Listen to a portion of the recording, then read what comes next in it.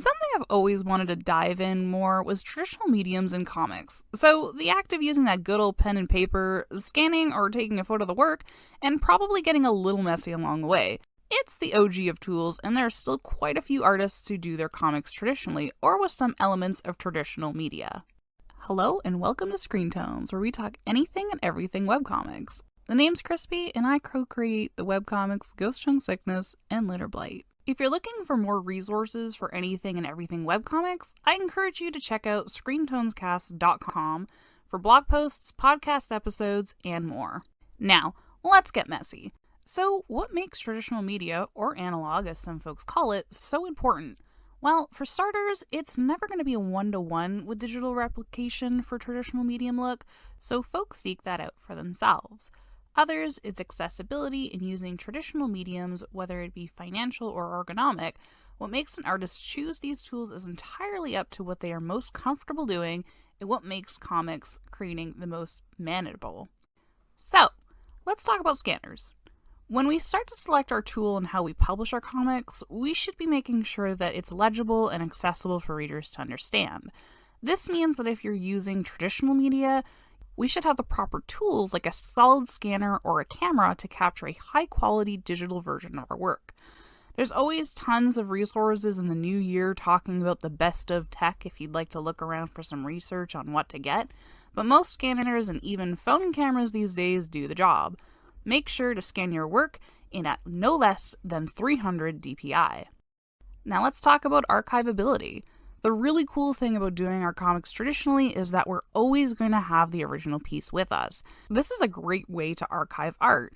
I'm always in favor of even printing out your digital art to archive if you can. So if you end up losing some digital files, I know I have, you can rescan these bad boys and have a fresh new slate, if push comes to shove. This does mean that we would have to archive them in the real world too. I picked up a nice cabinet from IKEA that holds over 1,000 pages of comics. It's really neat to see. Let's talk resolution. It's important that artists make sure to scale files down for the website so it'll load faster for readers. Our files scan in pretty huge, which is perfect for print, but when we upload them to the site, we scale them down to be readable and easy for the readers to flip right through. How about the folks that use both traditional and digital? That's very often.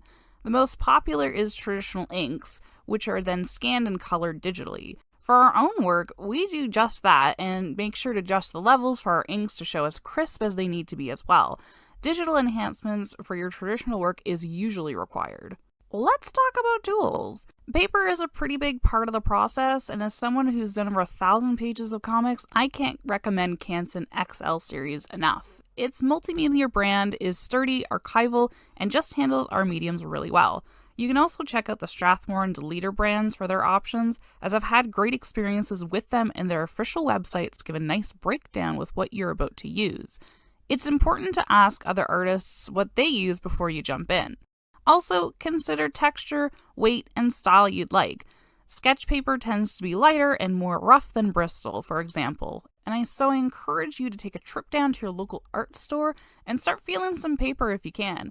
What do you see yourself using? For pencils and erasers, you have a few options. I love the Zebra brand for pencils, and Tombo's Mono Eraser has been an absolute blast to use. As always, try them out at your local art shops if you can. Now let's talk about pens. This entirely depends on what you're comfortable using and what you're going for, as well as budget in the long run. I love Sakura Microns for their archival quality, and I use them a lot in my work, but I've switched to dip pens for 99% of the inking to save on buying more pens. I get the line variation I want, as well as getting to choose what inks suit my work. Pentel calligraphy brushes are a great buy for more thicker lines, and they can be refilled. And pairing them with Copic markers, touch markers, or any other alcohol-based markers will do fine as well. A heads up, make sure your paper is acid-free to avoid that yellowing over the years, too. Some tools may cause that over time. How about watercolors? We've got a lot of options here, and many comickers use watercolors for their works because of the range of colors and cleanup with the medium. Make sure to chat with your own peers and ask them about their experiences with the medium and see if you can get some samples to try for your own self. Trying out brands and mediums is what will help you narrow down what makes sense for your workflow. Testing out with the new mediums will help you figure out how your body reacts and works with the various tools. So even more than just figuring out what you like the most, you'll find out what works with the way you hold your hand or arm. Try what feels good and have fun with what you'll find works best for you. If you want to hear more about our medium tips and approaches, look for the mediums and paper episode from season 1 of our podcast and watercolor episode from season 2.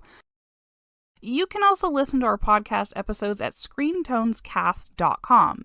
And hey, be sure to comment, like, and subscribe here on YouTube if you found this video helpful. See you later!